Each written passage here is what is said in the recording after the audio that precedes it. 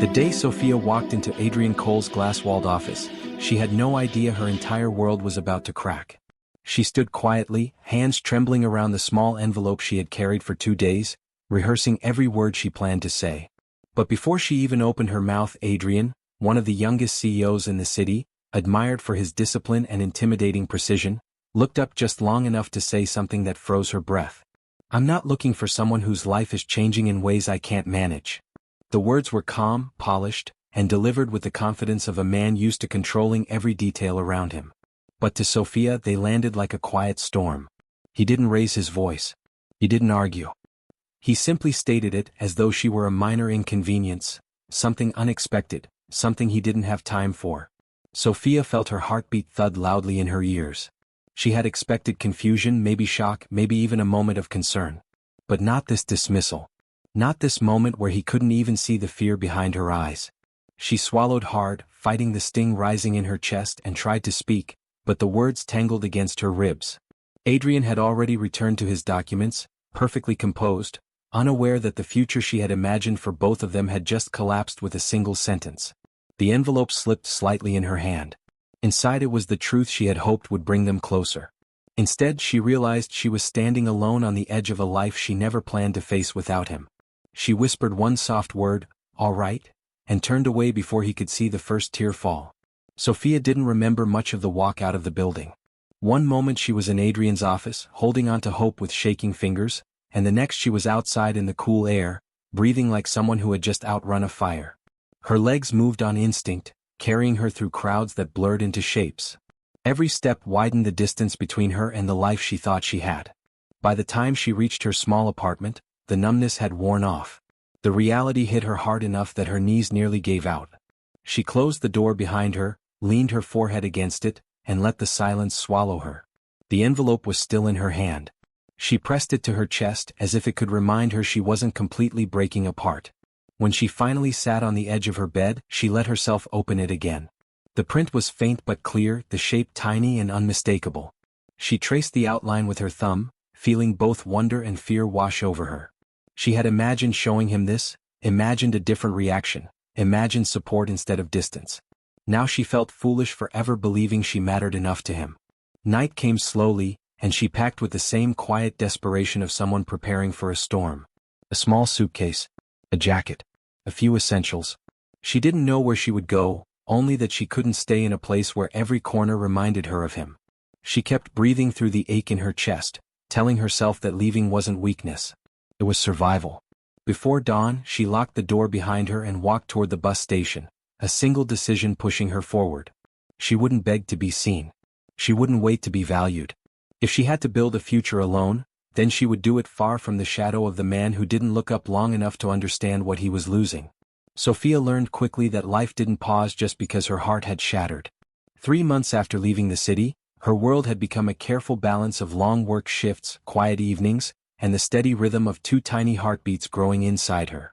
She spoke to them every night, promising them safety, promising them a life filled with more kindness than she had ever received. But even as her belly grew and her courage strengthened, a quiet fear followed her everywhere. What if she couldn't do this alone? One rainy evening, as she walked home from her shift at the bakery, she felt a sudden tightness ripple across her stomach.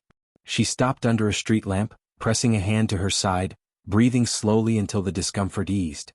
The twins always kicked when she worried too much, almost as if reminding her she wasn't alone. She smiled through the ache, whispering, "I'm trying. I promise." But the moment she stepped into her small apartment, her phone buzzed with an unknown number. She shouldn't have answered. She knew better. Yet something made her swipe the screen. A familiar voice filled the silence. "Sophia, it's me." Her knees weakened and she gripped the counter for support. She hadn't heard Adrian's voice in months, hadn't expected to hear it ever again. Her heart raced, not with hope, but with the fear of reopening wounds she spent months stitching closed. He took a shaky breath on the other end. I need to know. Are you okay?" Sophia closed her eyes, unsure whether his question was concern, or the beginning of another storm she wasn't ready to face. Months passed, and every day Sophia felt herself growing stronger, shaped by the quiet determination that came from having no one to lean on but herself. The small apartment she had rented was modest, but it was hers, and for the first time she could breathe without someone else's judgment pressing down on her. She worked long hours at a local bookstore, each shift a reminder that she could survive, that she could provide, that she could build a life even from the ashes of rejection. Every evening, she traced her fingers over the tiny clothes neatly folded in the corner, whispering promises to the life growing inside her. She had no luxury, no comfort, but she had hope, and that was enough.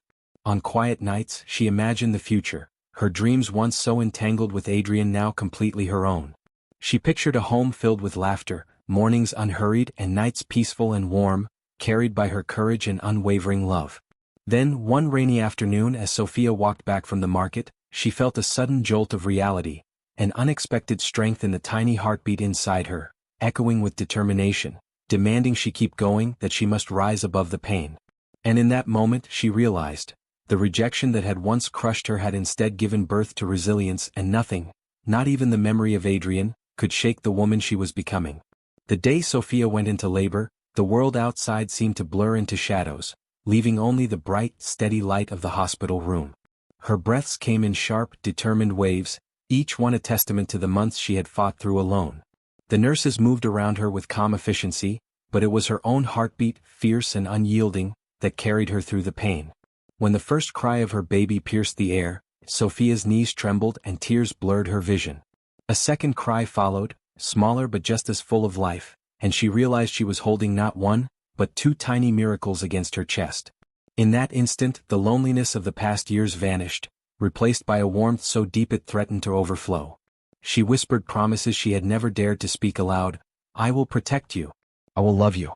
I will give you a life full of everything I can offer.